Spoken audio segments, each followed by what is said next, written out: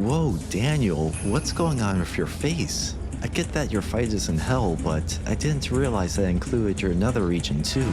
Come on, Alastor. Is this the best you can do? Lucifer put up a better fight. Jesus, what happened to Alastor too? He looks and moves like the Alaskan bullworm. Battle of Hell shows off their new motion capture cutscenes, and it's not looking good. I think it's a visual downgrade with Alastor being a prime example. He was ugly in a demonic way, but now he just looks ugly. There's also worse lip syncing, and Daniel now has an always grimacing Max Payne looking face. They may have more animations and action going on now, but I don't think it was worth the trade-off. The cutscene starts off where the main campaign left off, with Daniel fighting demons in hell, but any references to Daniel's demonic abilities, such as the growl and morph at the very end of the last cutscene, are gone. The same goes for the expansion's final cutscene. I'm not sure why, and it's either a time crunch thing or just a thrown away plotline. Anyway, Eve then uses her escape portal ability. I like the detail of having it look Druidic, like tree branches or roots, referencing her time in the Garden of Eden. It's unknown how or why Eve has this power. She refused to elaborate too, but she does mention that it only works one way, so she probably had to use it once before. Daniel and Eve then escape hell, and the expansion is over. They battled out of hell.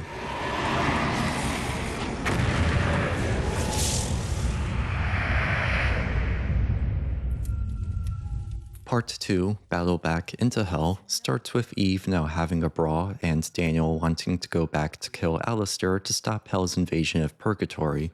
Most of the cutscene is pretty much those two things, but I'll do a brief recap since parts of what I've already discussed are scattered.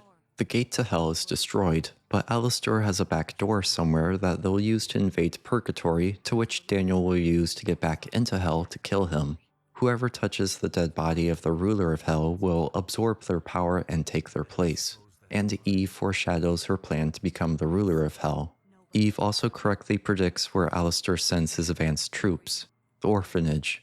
She explains that kids are neither good nor evil, leaving them malleable for Hell to corrupt and raise new demons for the invasion. I don't know if she means that they are tortured during their lives or are tortured from being stuck in Purgatory. I guess it doesn't really matter, as both would make them more susceptible to subversion. Either way, Daniel has a place to be. And I start at the orphanage.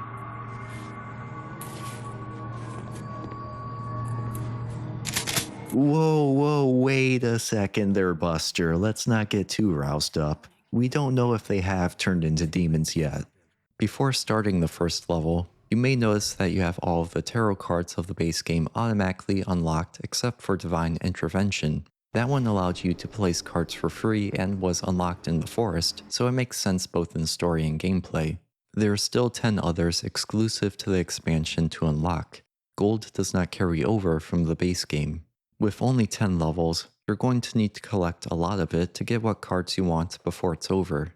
10 levels is about 2 chapters worth of content, and this reveals an issue with the amount of gold given in Battle of Hell. The first chapter of the base game has a good amount of gold per level, ranging from about 350 to 900. Keep in mind that it includes finding the secret holy items. Chapter 2 follows suit, but the later chapters do push the average more towards the higher end. The expansion is weird when it comes to this. The first 4 levels, or what you would call the first half, range from about 100 to 550. Then the next half keeps increasing the amount of gold from around 850 to eventually 2600 near the end. By then, you may have the cards that you want, but you won't have that much time to use them. The golden cards are relatively cheap, including the new ones, but the silver ones can cost up to 2,000 doubloons, with all the new silver ones being at least 1,000 to place. It really depends on how many secret holy items you can find, as those provide the most amount of gold, making secret hunting have more of a benefit than in the base game. I'm a bit torn on this. I'd rather there be more room to use these cards in the expansion than needing to dig up the gold again. I can also see how this would give something to work towards to keep a power progression. For an expansion of this size, I lean more towards having it be easier to use what cards that you want. A compromise could have been either giving some base amount of gold at the very start, or shifting the amount of gold in the levels more towards the beginning rather than ballooning it near the end. The weapons reset too, so we'll need to obtain them again. We'll get all of them by the halfway point.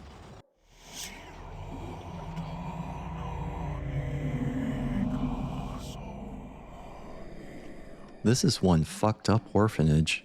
We might be doing the kids a favor here. We get another spooky level, and it's a bit hard to tell which came first. Was the orphanage a terrible place, or did the demons defile it when they ransacked it? There's blood on the walls, and a Little Mermaid picture turned into a Guillermo del Toro adaptation. I think the demons were the cause of this. Along with Eve talking like the orphanage hasn't been attacked yet in the cutscene, it's likely safe to assume. But that doesn't mean that everything was fine and dandy beforehand. There's a drawing of what I assume are wagons surrounding a person within a pot and a man in a hat with something in his hand. Given the style of the wagons, it does evoke that classic Puritan witch burning ceremony that we usually see and read in stories. That suppositive witch could be the child of who resided here in the orphanage. Witchcraft, due to being part of sorcery, is considered a death sentence within the Bible. There's more evidence of magic being used within the orphanage. There is writing on the walls that looks like gibberish, but thanks to whoever wrote about it in the wiki, we now know that they are Enochian magic. Specifically, they are phrases from the Angelical Keys.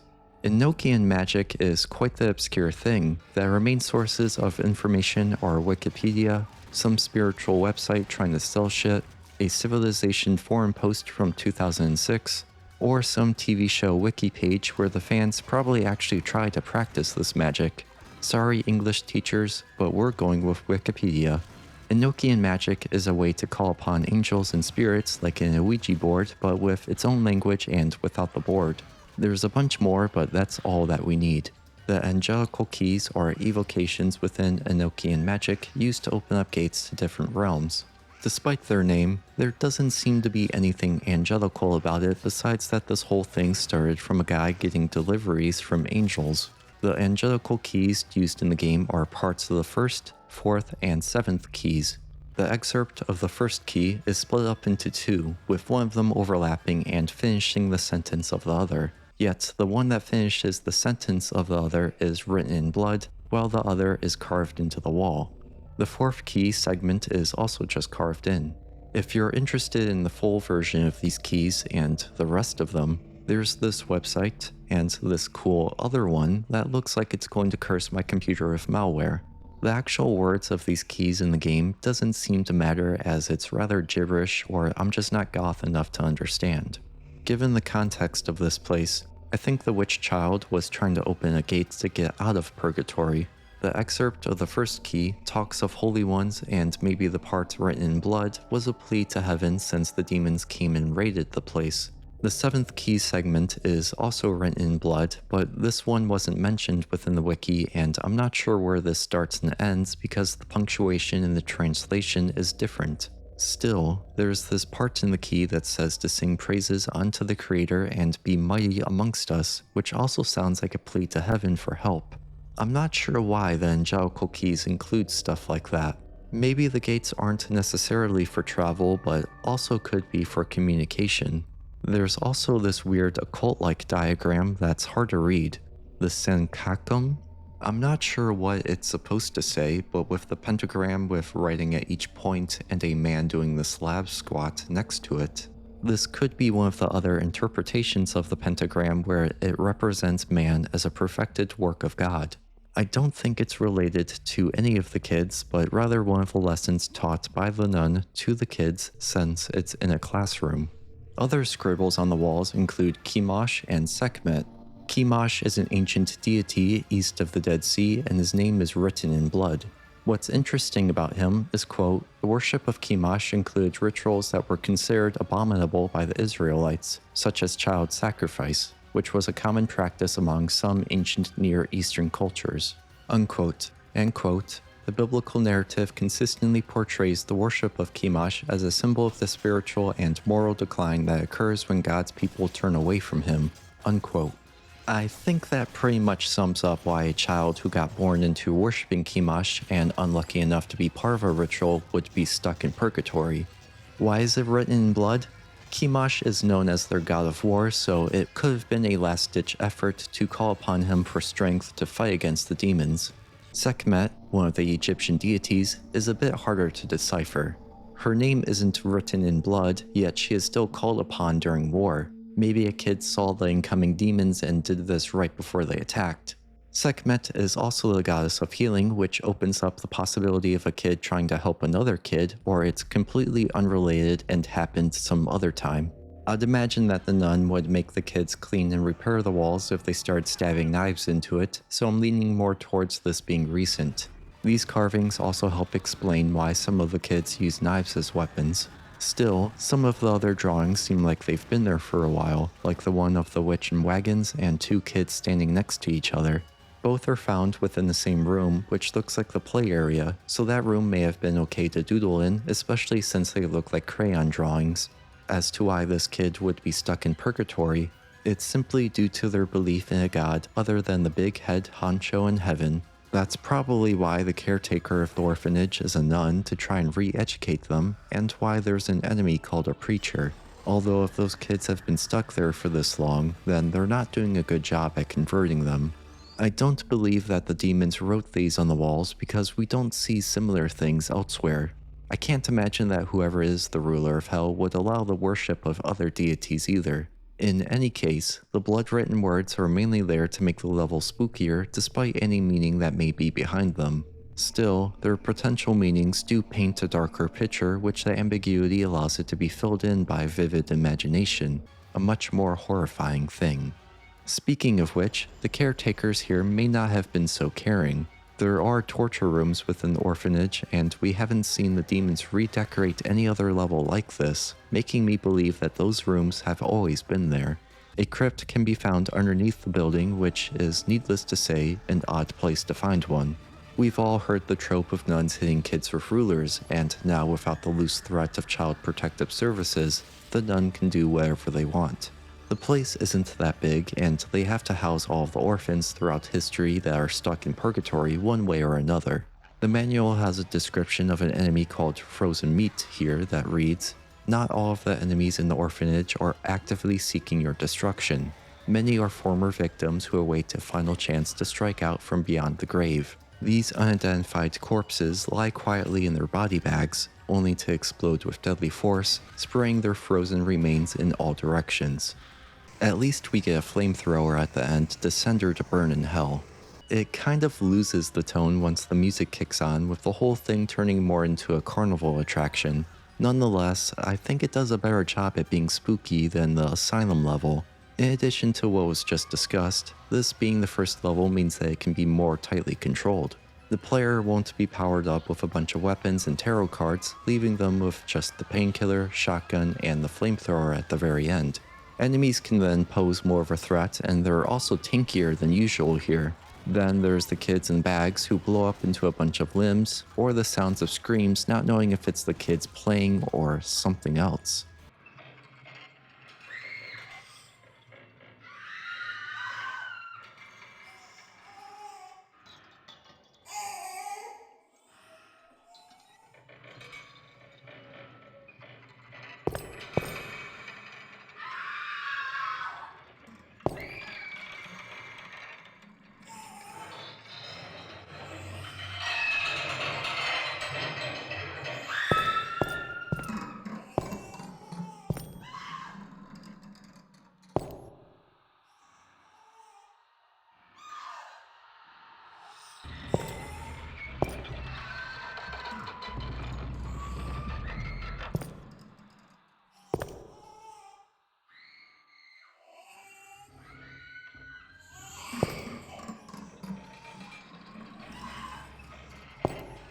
There's a lot more fucked up things here than mental patients crawling around that can barely move. There's quite a lot of changes right at the start, but some of it gets lost as the expansion continues. For starters, we get more enemies in a level. The child soldiers in this one are tankier than most other demons.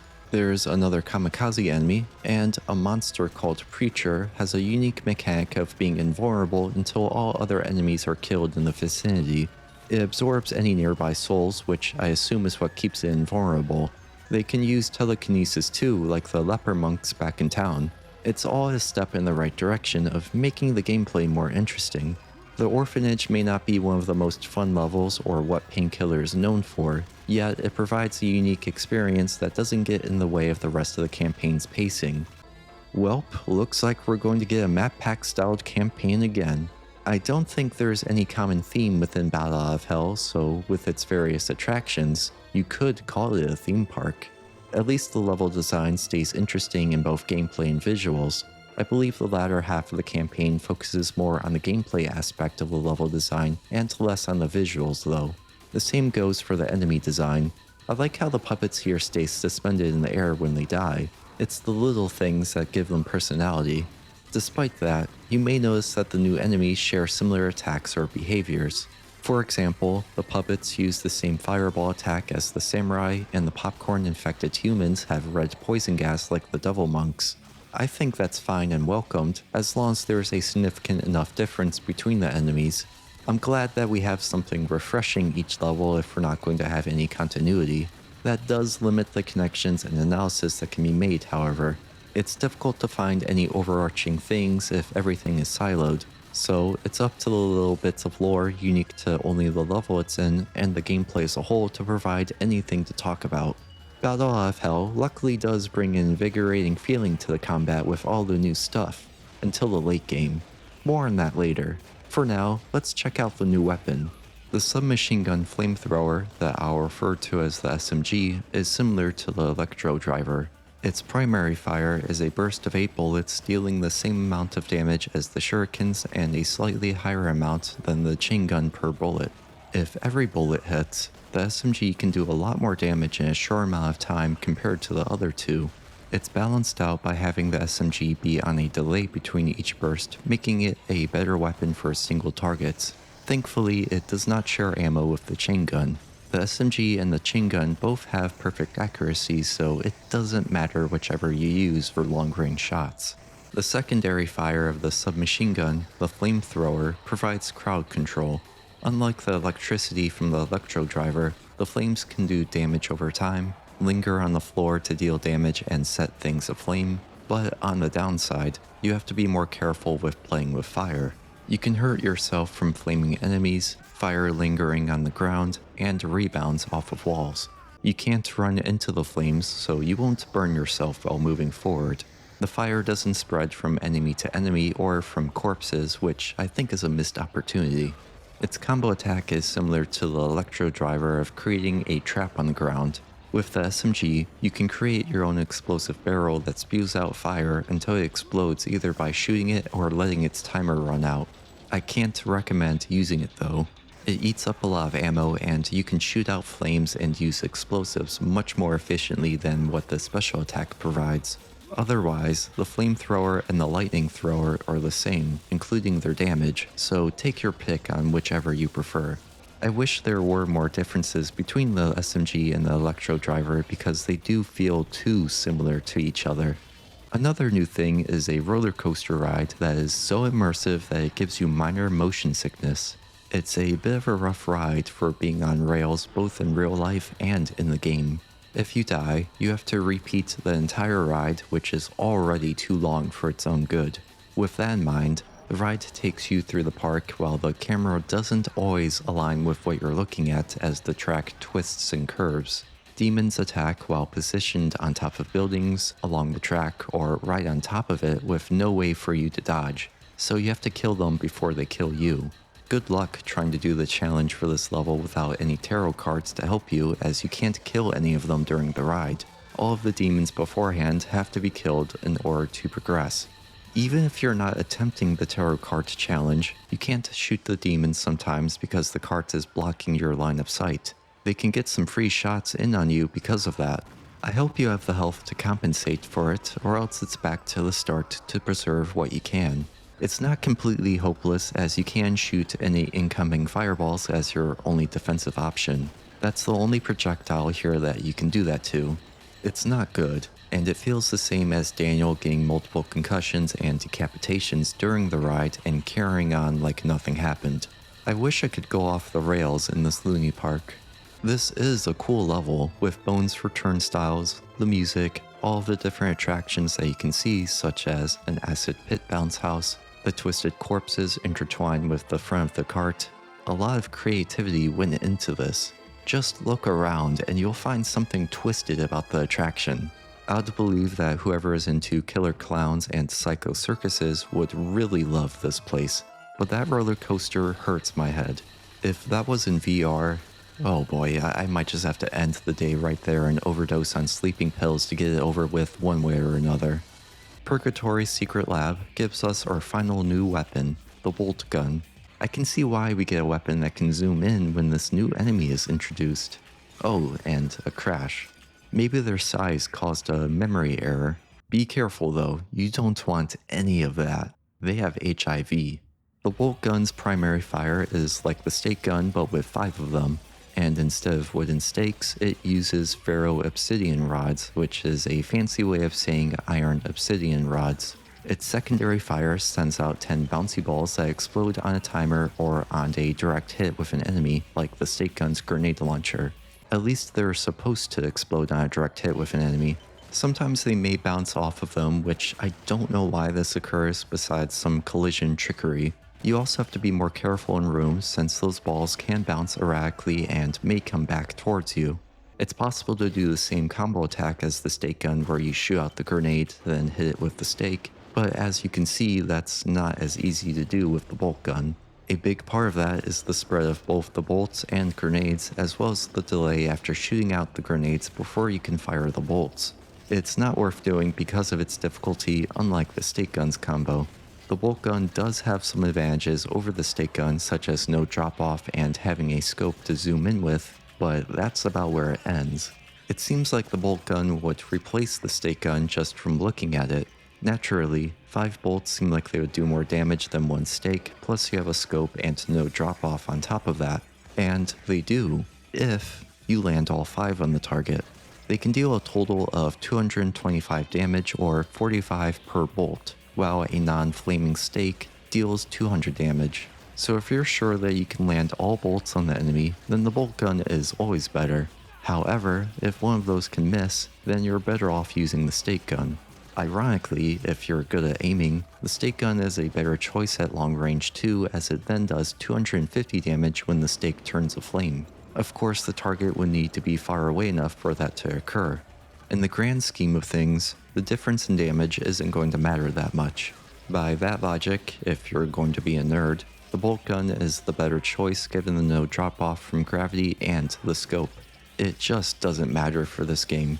They don't share ammo, so use whichever you prefer.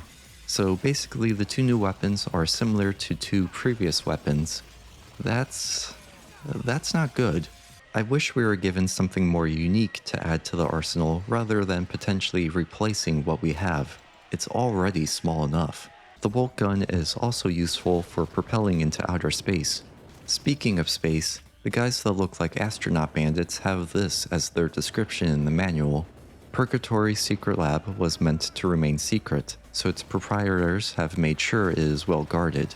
The Black Ops commandos that roam the premises are armed to the teeth with state-of-the-art weaponry that is guaranteed to discourage intruders. They have Kool-Aid in their heads, so they're indoctrinated into something, but the way it's worded makes it seem like these aren't exactly demons. What about the other enemies in this level? The ones called doctors are said to be employed at this lab. They're the only ones that look demonic. They look more like they've been corrupted rather than originating as a demon though. Gremlins are an experiment from the lab or an indigenous species, but this one seems to be either cut content or renamed into the mutant Nemo enemy, which is just an anglerfish. The Panzer Spider is labeled as a mad experiment and also connects this level to Dead City as well as the next one, Pentagon. All of this leaves the big question: why is there a secret lab in Purgatory? Given how the enemies are either employed or an experiment, I think that this is a third party separate from Heaven or Hell. On the surface level, this is just a spoof on the Umbrella Corporation from Resident Evil called Dunbrella, as we can see on the billboards. There seems to be two subsidiaries, Dunbrella Entertainment advertising a movie, and Dunbrella Travels advertising an ominous message that something is a bit closer to heaven, and that portals will open soon with a spooky face. There aren't any more billboards, but since we have the descriptions from the manual, it's safe to assume that the main company focuses on experimentation. You can see the biological hazard symbol on the explosives barrels too. It's also probably safe to assume that they're responsible for why the Dead City level is infested with zombies, panzer spiders, and other biological monstrosities, continuing the nod towards Resident Evil and Raccoon City.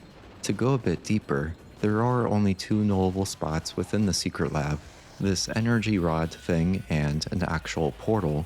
The rod thing is apparently just fire in a pipe, as we can see in the editor. It does seem to be contained and perpetual, so it may be an experiment for infinite energy. The portal seems to be one that leads to heaven, or at least an attempt at one from the billboard's description. It does have that whitish blue color that looks like the sky, which tends to get associated with heaven. However, the portal spawns in the Kool-Aid Commandos. The portal works, but I'm not confident that it actually connects to heaven. I would think that they would catch on to this and shut it down so that people who still contain sin cannot enter. It's definitely not hell, as the demons would have stormed in the minute it opened. I think it connects to Earth. I've mentioned St. Patrick's Purgatory before and how it's a portal to Purgatory, so this could be a man-made replicant of it. The manual does say that this is supposed to be a secret and well guarded. The commandos spawning in may be the emergency security force pouring in to protect the portal. This also explains the message behind the billboard saying that something is a little bit closer to heaven, and portals will open soon since they found a way to purgatory and plan to mass produce that passage. Why would they do that? It's probably because of their discovery of perpetual energy here. That is big bucks right there, like fortunes to last through immortality. You'll definitely want to keep that a secret to anyone, even heaven and hell, and it's probably why the commandos don't have heads, so that they have no way of knowing or telling.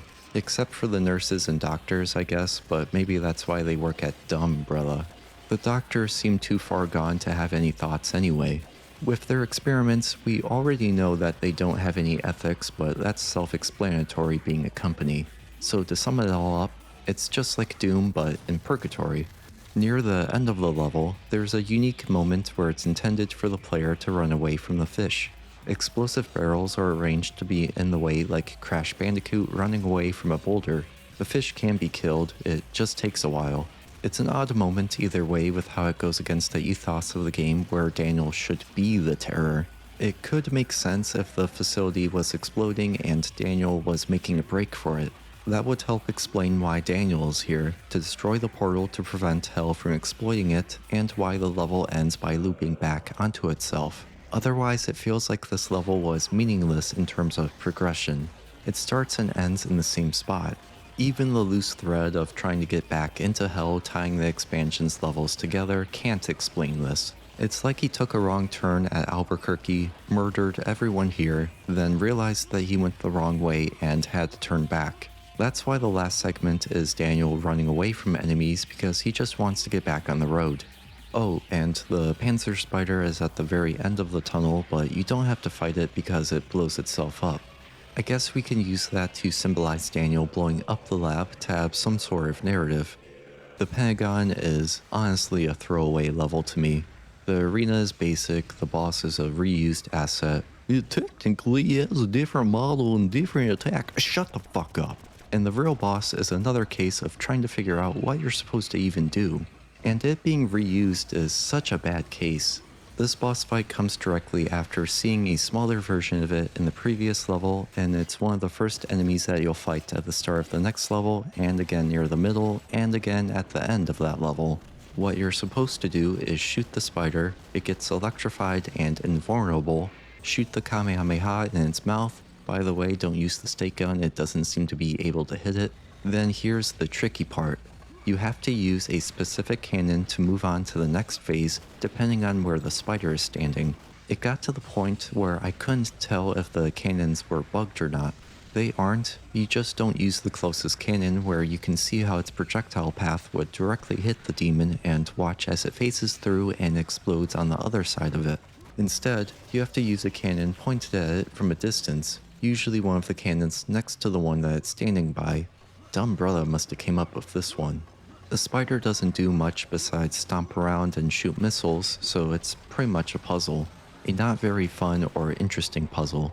In terms of the level itself, it doesn't seem to be like the Pentagon in America. It's just shaped like one. Yet since the Panzer Spider connects this level to both the secret lab and the next level, along with the creatures that connect the next level with the secret lab, it does make this lean towards being the Pentagon. We can see evidence of this with the spider's triple chin. Dead City has a guns are us sign, so that pretty much seals that we're at least in America. It may be Washington DC given the style of the building that we start by and the metropolis surrounding it. With all of this, it's a strong possibility that the previous level was the Pentagon, just not a very good representation of it. Another spider comes around, and like I've said before, we're going to see it another 2 times. My biggest issue with it is how there's very little feedback when you shoot it. The boss version could turn invulnerable, and the instance before that in the secret lab was intended not to be fought while you ran away from the fish. Those could give an impression to the player that the spider can't be killed and you need to find a special way to kill it or run away. The only feedback that it's taking damage are small blood splatters, and with its high health pool, it's possible to be left wondering if there's something else that you need to do. The wiki, interestingly, includes theories about what's going on in the level, with the main one being either that the government is trying to contain the zombie apocalypse or the whole thing was caused by the government. It does rely on hell and damnation, so it's not applicable to us. Another proposes that the city is a place where the zombies undergo a cycle of death and rebirth to live in eternal anguish, which is a cool theory. Honestly, almost any explanation is valid, since anything about Painkiller's story is told through the cutscenes, and even that only focuses on the overarching plot. Anything within the levels is up to the player to interpret. It makes for a great speculation and pretending that you're the ancient aliens guy, but the overall story for the average player is going to feel bare bones. This is especially true for the expansion, since we only get a cutscene at the beginning and at the end. My own theory is that Dead City is a continuation of Umbrella's biological experimentations from the previous 2 levels, and this is their Raccoon City incident. Whether this is just in purgatory or a reflection of something that happened on Earth, it's probably the latter, as we've seen with other levels being based on real places or events, such as the upcoming Leningrad. Still, it could be a mix of both, where it's based on a city from Earth, but the creatures came from Purgatory's secret lab. Umbrella could have experimented with the people who used to inhabit it while waiting to become purified to enter heaven. It's easier to get away with that in Purgatory than it would be on Earth. If true, that could explain the spooky face on their billboard as a way to exert power with the threat of a biological weapon to safeguard their control over the portal. What better way to muster an army than to use the enemy's troops and give them the ability to pull their limbs back together? It does get old fighting zombies throughout this level since they comprise the vast majority of enemies found here. The dragonflies do help in that regard, from bringing something new to Painkiller's roster as a whole by being a flying unit in addition to the witches. They have a grotesque design too, showing that these are modified humans with wings attached. It's hard to see in the game because they behave like gnats, which also makes them a bit annoying to fight, like the witches. Maybe it's a good thing that we didn't have more flying enemies. Anyway, it's a 20-ish minute level of fighting zombies and their friends sprinkled in. Something that I haven't seen mentioned elsewhere are the posters with Daniel's face on them. One is for winning a free trip to Disneyland, among other prizes for buying candy. They seem to be sugar daddies with a different name since it has a similar design and the same color scheme. The other poster is an advertisement for Painkillers with a subtitle of including both versions of vanilla and chocolate, whatever that means. It could either be actual medicine that's flavored or something like candy cigarettes so that kids can feel like an adult by pretending to overdose. The posters are in an old style, definitely not around when this game takes place, which we can infer that it starts sometime between 1994 to 2004. based on Daniel's Ford Mustang, as it looks like a modified 4th generation model. To buy that and then modify it and have a good looking house that's within view of the big city, Daniel is making bank. He's most likely a celebrity to have his face on advertisements and to have this type of cash. He doesn't look that old to have his heyday be a few decades ago, although there is a wild conspiracy theory where celebrities are harvesting the blood of kids to keep their youth, so that might be powering his appearance. Apparently they are or were startups scamming people from this, but I just wish I had that type of cash to be that stupid. A nostalgia advertising campaign isn't out of the question to solve this discrepancy and keep Daniel as a sensible guy, but it would explain why Daniel hasn't been able to get into heaven. He sure does love consuming those demon souls and gaining health from them. Some of the demons have portraits of themselves too in the mall. They can be seen in other levels too, such as the Orphanage and Loony Park. This feels more like a joke than something meaningful, like they're taking selfies and leaving them where they've been. I guess the demons have a sense of clout. It truly is hell. The car section near the end of the level kind of feels like that too. It's hard to avoid damage and you have to hunt down the zombies to be able to kill the preachers throwing the cars at you. It helps to know where the zombies are ahead of time. It could have been an interesting fight of attrition by finding Waldo so you can stop the preachers from slowly killing you. It's ruined by the cars being difficult to dodge and dealing so much damage. That's compounded upon by having a fight against a horde of exploding zombies in a cramped stairwell right before this fight. Armor is given right after the fight with the zombies, but the health is hidden behind a car when you enter the arena and another on the other side of it. Not the best places to put the health, still, it's something. It's more likely that this fight becomes a source of frustration because of all of this, if you don't know how to prepare for it ahead of time. Also, there were supposed to be a bunch of cars there. I haven't seen this bug pop up in any videos that I skimmed through, so I thought I might as well bring it to show and tell. I have not managed to replicate it either. I already talked about the historic background of Leningrad back in the meetings behind the tarot card names part, so let's see what the game is like. German and Soviet soldiers populate the streets with tanks and devastated buildings while the USSR national anthem plays in the background. At this point, I don't get why they didn't use the United States national anthem as the music for the Pentagon level. These enemies aren't that hard by themselves, but there are so many of them that it's hard to avoid damage. They don't have hit scan projectiles as you can strafe dodge them, but once again, there is so many of them that they're practically hit scan attacks. Add the grenades, tanks, and airstrikes on top and you'll learn the meaning of suppressive fire. In my playthrough, it forced me to play slower and more tactically. It does get slightly easier as you get more supplies, still it's safe to say that this is the hardest level out of both the main campaign and the expansion. It's up for debate if this difficulty spike forcing the player to play more carefully is a good change. Maybe not for something permanent, but for one level, I think it's a welcomed change to keep things from getting stale. It relies too much on pseudo hit scan attacks to positively sway the direction that Painkiller takes as a whole. It's an interesting level too, from fighting in the streets, through bombed out buildings, basements, plazas. There's an urban combat feel to it, of having to fight for every inch and be wary of every opening because of how densely packed everything is together. Trying to fight the enemy in the middle of the street leaves you open to taking a ton of damage from bullets coming in multiple directions, tanks firing from down the street, and commanders cashing in their killstreak predator missiles on top of you.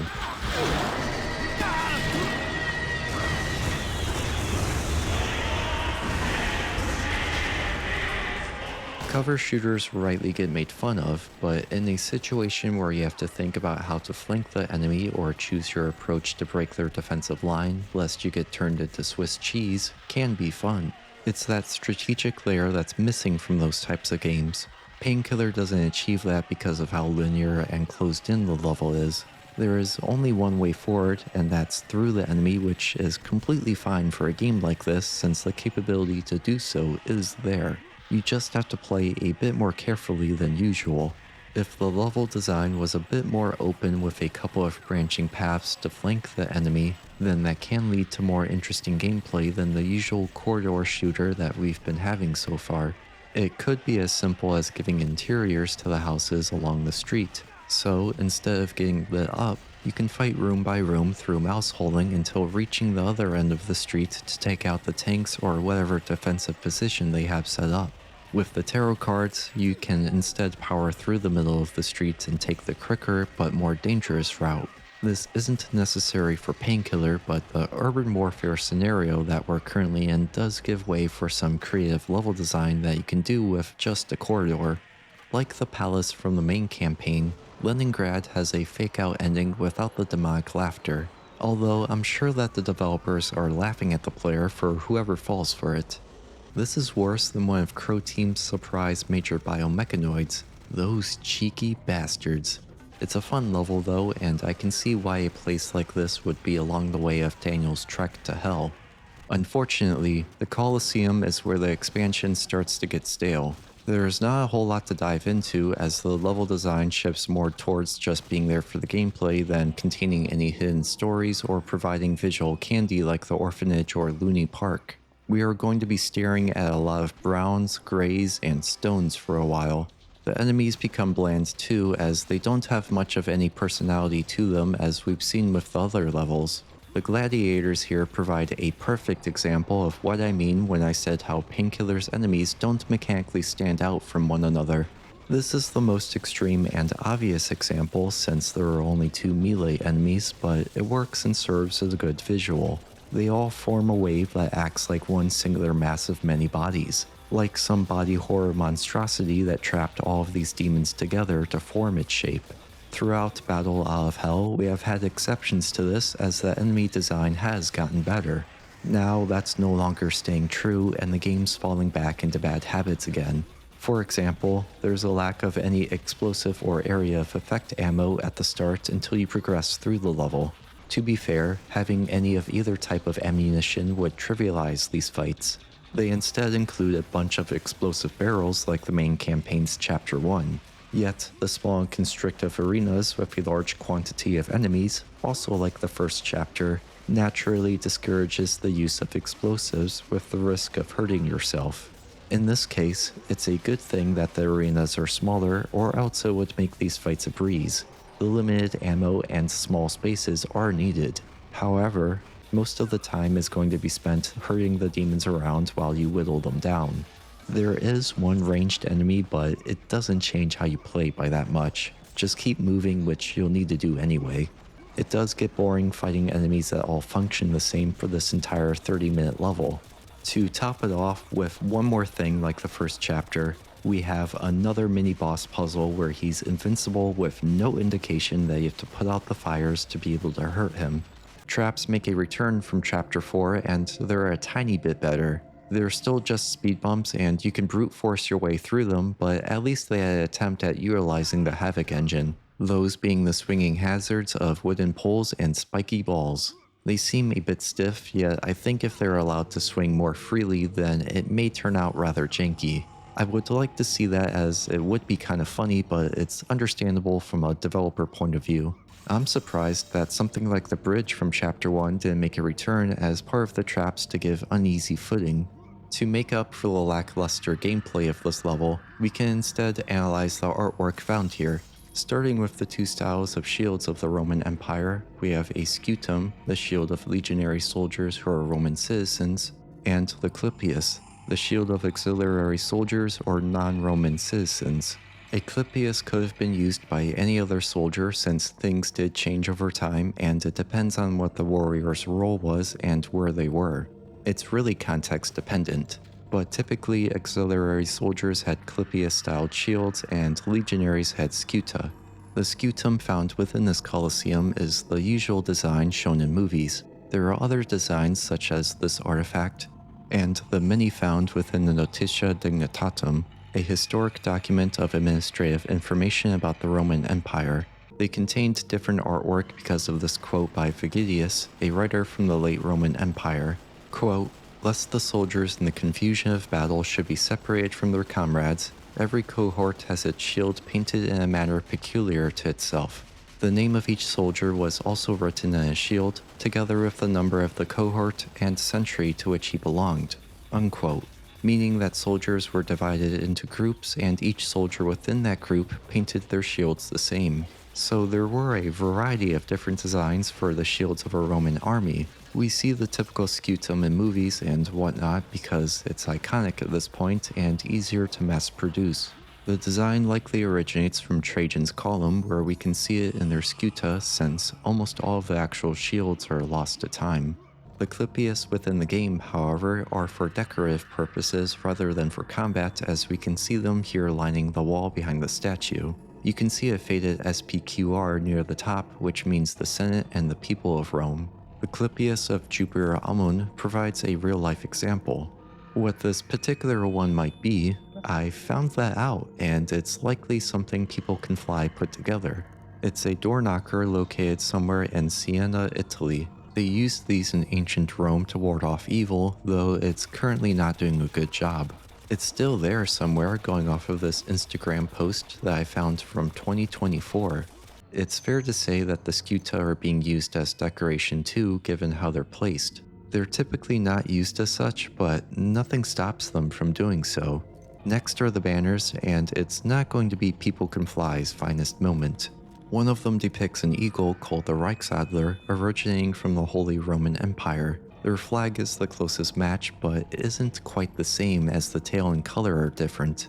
It really doesn't matter. It's basically their flag from 1493 to 1556 under Maximilian I and Charles V. The Empire doesn't have any connection to the Colosseum besides having control over the area. The Colosseum was long decommissioned and was being stripped for parts at this point. Despite that, what we see in the game is in good shape. One of the other banners is the banner of the Preobrazhensky Regiment from 1911. What the fuck is this doing here? I can reason that the Holy Roman Empire's flag is here because they controlled the territory around the Colosseum for a time, and their association with Catholicism, which encapsulates this whole game. But a prestigious Russian Imperial Guard regiment? What's going on here?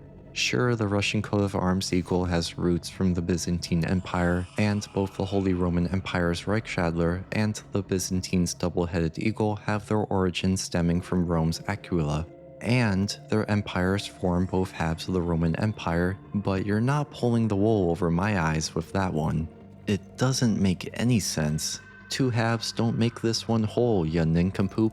It feels like someone copied homework from somebody that had the wrong answers and tried to make it look like they didn't copy it in the first place.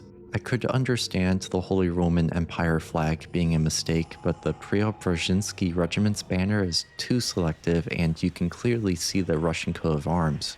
Was it an inside joke within the studio? Who knows at this point? Then there is a banner that is difficult to find where it may have came from, or if People Can Fly made it themselves. It reminds me of one of those Greek amphoras depicting a snapshot of an event. Those are included within this level, yet the picture on them doesn't seem to be noteworthy. It could be a similar case here of the banner capturing some moments that happened that you just had to be there to understand its significance. There are Roman artworks of this sort of thing, but they didn't have that same style as the Greek faces like this banner in Painkiller. There's another mystery banner found where the big man himself sits, but I can't figure out what insignia this is. Based on everything else so far, both mystery banners are probably nothing special. All of this doesn't have anything to say in terms of a story, and it's difficult to pin down a time period with all of the nonsense going on. It's mainly flavor text like the burning crosses in the middle of the Colosseum. Wait a minute. Damn it, another on-rail section. But wait, it only lasts for a few rooms, until we're on the ride proper. This one isn't as bad as Loony Park in terms of motion sickness, as there are no twists and the turns are gradual, so it doesn't feel like the camera is moving on its own. It's more like a kiddie ride in comparison. However, you might have to trade a real-life problem for a technical one like I did. At one specific moment near the end of the ride, when you're running over tiny skeletons with the minecart like an F-150 going through a school zone, I kept encountering a crash. I don't think this is a common one, as I could only find one other person that froze near where I did.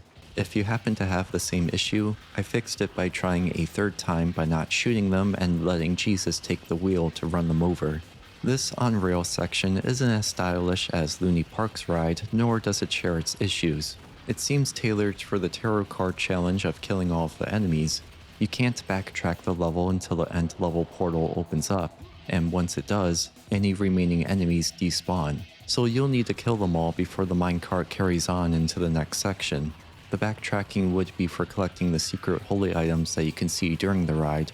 I think that works well for a challenge. It's similar to one of those mini games where you have to shoot the targets as they appear fast enough before they pop back down, like one of those moving duck shooting galleries or the mini game from Resident Evil 4. It would be thematically better if the tarot card challenges were switched between this level and Loony Park, since this challenge is like a carnival game, of course with adjustments to make it work. Moving on to the undead pirates, there's nothing else that resembles anything pirate-themed besides them. At a first glance, putting them in a mine feels like a metaphor for them looking for some booty. If we dig a little deeper, we'll end up at a mausoleum for the second half of this level. We meet an enemy called Voodoo Priest within it, who is a voodoo sorcerer, or also called a Bokor. Their manual description reads, "Voodoo priests roam the underworld practicing their dark arts. These evil wizards can inflict pain upon their victims by merely jabbing needles into the voodoo dolls they carry." Underworld is the name of this level, by the way. There's a cut enemy called a slave that was supposed to be in this level and possibly the next level, as it continues the mine theme and has voodoo sorcerers. The slaves wield a large pickaxe to dig for treasure, which we can see as the secret holy items scattered within the little holes dug into the walls. Their description says, "Many inhabitants of the underworld are mindless slaves who are forced to serve the wishes of the evil voodoo priests who broke their will. While they carry no weapons, slaves can inflict considerable damage in hand-to-hand combat." The manual reveals more cut content, such as the pirates and bossman's descriptions mentioning the galleon, an unused level. The backstory behind the galleon and the other cut level, Ice Swallow, doesn't seem to be all that interesting, as they simply didn't work out. There's a gameplay video and unofficial restoration mod of the galleon map if you're interested in checking it out. Nothing remains of Ice Swallow, however. Although, the galleon does help explain why we would see pirates here, as the editor reveals that those two cut levels came before Underworld, labeled as mines in the editor. The pirates landed here and are searching for some big booty. As for the voodoo priests, it's reasonable that they're here and helps explain why they still have their flesh while the pirates are all zombified looking. Voodoo was created in the Caribbean, where pirates also ventured. A Bokor could easily find some pirate bodies to manipulate and turn into zombie servants. Zombification in voodoo isn't for corpses, but for those still living who symbolically die. Yet, since this is a video game, we can brush that aside to allow for the more typical appearance of zombies and skeletons. Voodoo is considered black magic under Catholicism due to its occult practices, despite its roots stemming from Catholicism. Hell, within the game, accepted them, as we can see the satanic star within the mausoleum and their opposition against Daniel. The voodoo priests could be using the mausoleum to raise the pirates that were buried here. The slaves digging for the holy artifacts may help the priests gain more spiritual energy to raise more dead, given voodoo's origin from Christianity, similar to how Daniel uses their gold value to activate tarot cards. Money is power could be a literal phrase in this case. Since bringing in demons from hell into purgatory is a time-consuming process, it makes sense as to why hell would want to accept voodoo practices so that they can use zombies as soldiers. So, how are there zombies that drop a soul when killed, and how are they resurrected in the afterlife? There are likely souls who rejected God, waiting for the final judgment to be cast down to hell permanently. The voodoo priests here are just cutting out the middle part and bringing them straight into Hell's army. As a side note, you know those skeletons that we ran over earlier? They appear again at the end of the level, and it's easier to see that they have their hands bound. They might be those who were unfortunate enough to walk the plank. The start of the stone pit almost looks like the middle of the previous level where the on-rails section ends and the crypt begins, or the start of the cut level, Galleon, but they are all different.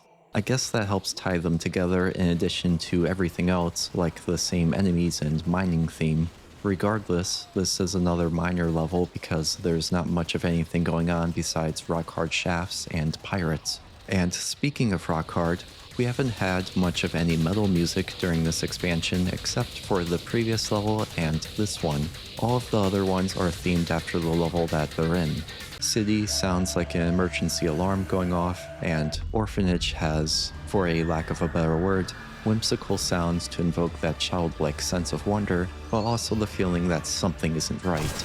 Some soundtracks are doing the best that they can and don't fit perfectly, like the Colosseum or the Lab, mainly due to there not being much to work off of to match both the level setting and the game's tone and pace. Underworld and Stone Pit are the only two tracks of the expansion that have a focus on the guitar. Both of them could fit in with the base campaign, but all of the others feel tied to the specific level that they're in for the most part. It's understandable if they wanted to freshen things up so that the expansion didn't feel like more of the same that we've already experienced. There's varying degrees of quality, still I think it was the right call for the thematic levels like Loony Park. For the more generic ones like the Colosseum, the metal music that we got in the base game could have made a comeback. The choice to have all of these differently themed tracks does come with the trade-off of the game not having its own sound. Like if you think of Halo, Doom, or Half-Life, they all have their own unique tone. I don't think it's a problem with Painkiller, nor is it necessarily a bad thing at this point.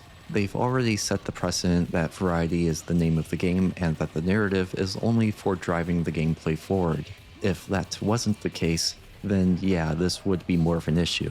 It is just an observation that it adds to the feeling that Painkiller is a bunch of map packs that were strung together. It's like if you have Ozzy Osbourne's music but take his unique voice out so you don't have it to connect all of the different songs to his band. That's what Painkiller's soundtrack is like.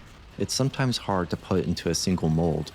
The expansion has also peeled away from the real-life architecture that they would recreate within the base game besides the Colosseum. My guess is that it would be too time-consuming to do so with Battle of Hell's shorter development time. They may not have managed their time well too, with a level like Loony Park having a lot going on, being a treat to the eyes, while Pentagon is just a box with pillboxes and shipping containers. The quality with the visuals between levels varies quite a bit. The second half of Battle of Hell does seem like it shifted the level design to primarily push forward the gameplay at the expense of the visuals and environmental storytelling. The Stone Pit is one of the weaker ones, yet it has one thing going for it. The focus on verticality with climbing out of the pit is a nice change of pace even if it's still structured like a linear corridor like all of the other levels. It's easier to see the scale of the place and to look back on how far you've progressed when you can see where you started from. Oh, fuck! If you wanted to, you could climb to the top from the bottom as proven in this video by Artist1984, which is cool. So even if this level may not be the prettiest, there are ways to keep things from getting stale by changing the perspective or way to progress. Another unique thing that the Stone Pit has is a teleport. Not like the one in Underworld where it just puts you across the chasm, but one where you end up in a different place without ending the level. It's an enclosed area filled with a few stronger variant voodoo priests. There's nothing special about the area itself, but the voodoo priests continue the discussion earlier about them controlling the undead here. It's difficult to come up with a story reason as to why there's a teleport specifically for that room and priests. It's not like they're imprisoned, since they'll appear again once we reach the surface. It may be to circumvent a technical limitation of having the elevator be on the bridge to take the player out of the pit, since that's the only thing that changes when you teleport back from that room. Maybe the developers came across an issue when trying to lower the elevator or just having it be there in the first place. I had an unrelated bug of my own where those priests did a magic trick of disappearing into thin air. I can imagine that having to keep the entire level rendered since the player can see the bottom of the pit could lead to some odd issues like the Voodoo Vanishing Act. The surface leads to more long-range fights that previously occurred scattered throughout this level and all the way back to the start of the secret lab. There haven't been that many encounters that encourage the use of the bolt gun scope.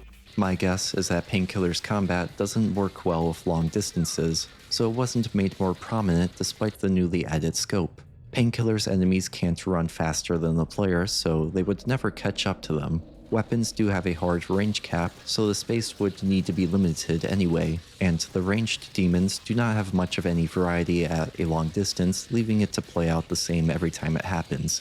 It also slows down the pace, as you need to aim a bit more carefully, while there's usually no pressure from melee enemies to divert your attention.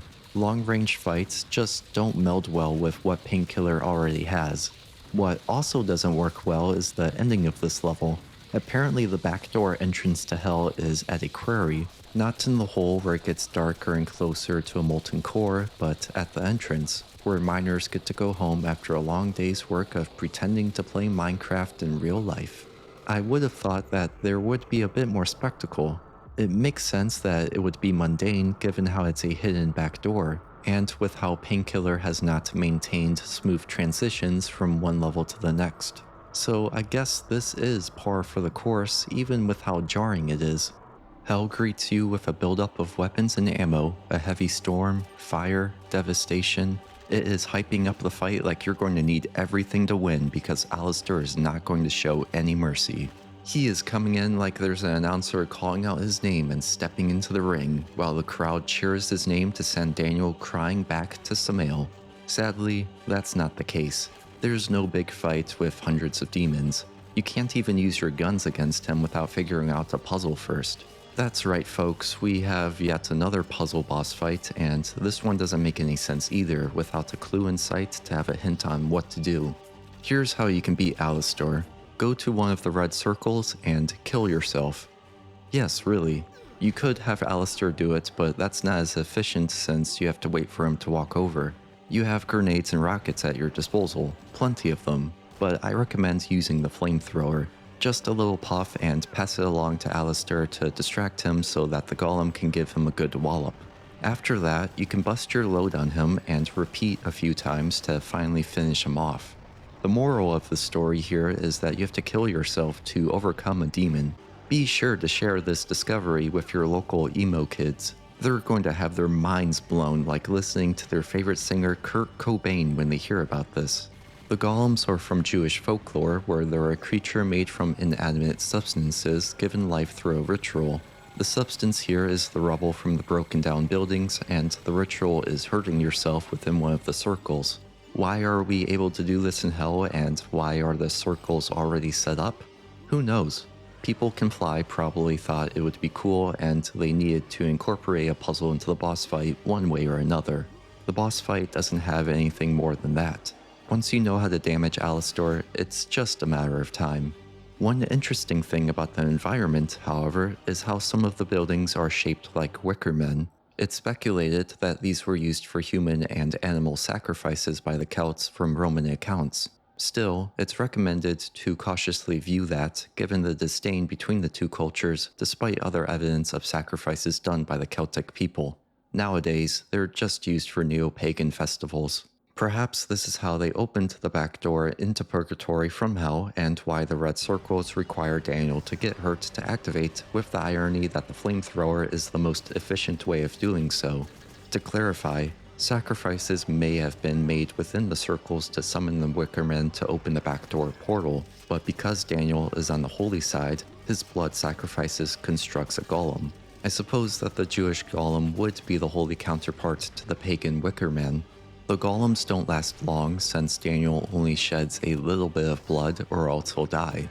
The Wickermen are mostly still standing, so the amount of blood keeping them stable to hold open the portal could be on a timer. It's quite the metaphor if it's all intentional and true. Still, that's all speculation as the game is never going to say anything about it. All of this could be the way that it is because they thought it would be cool for all that we know. Alastor's fight isn't cool though. He's not allowed to sit with us at the lunch table.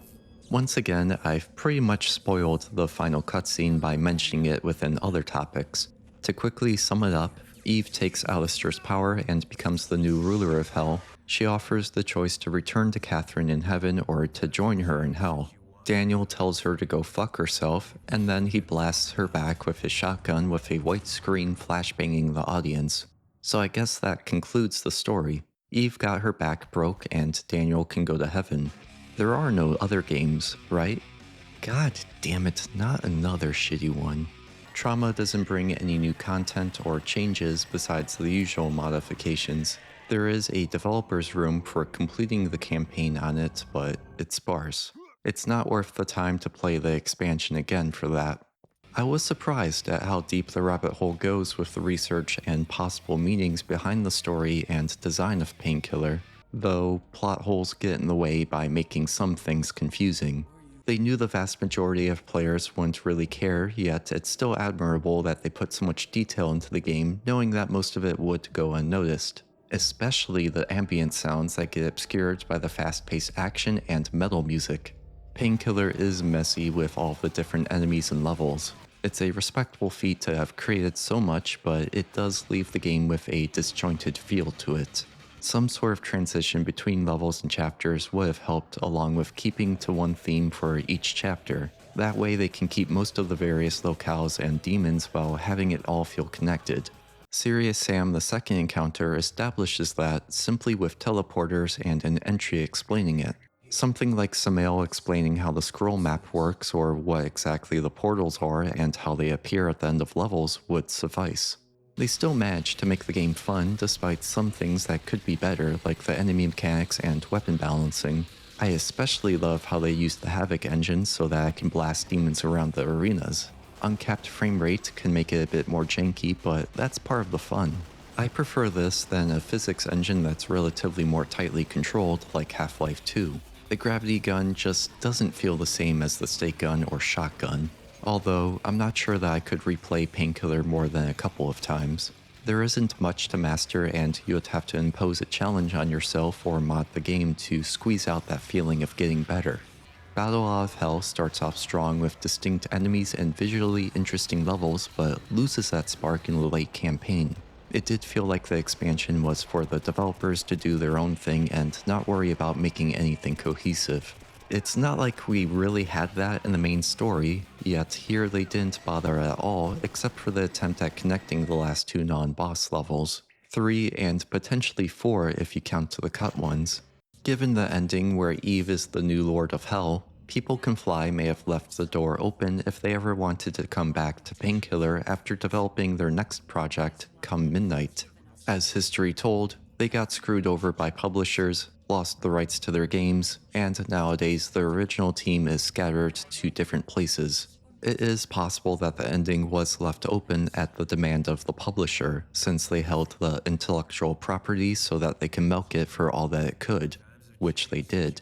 It seems like the close as we're going to get spiritual successor, Witchfire, is doing well. It's a shame that the actual Painkiller IP doesn't have any chance at a revival after the latest cash grab. I would have liked to see a Painkiller game that utilizes the newest technology while keeping the wacky ragdoll physics. Oh, and all of the bosses suck. Anyway, thank you for watching, and I hope you learned something or developed your own ideas and theories about Painkiller's mechanics and story. These videos are never meant to be the ultimate analysis retrospective that will blow your pants off in more ways than one. So if you have your own thoughts, I encourage you to share it through a video. Almost anything is free game since so much is left up to interpretation within Painkiller. I could be completely wrong about everything I just said because of that. I just enjoy the process of discovering something deep beneath the surface and trying to make sense of it like an archaeologist, along with the creative process of sharing it through a video, and making jokes too. So yeah, that's about it. See ya.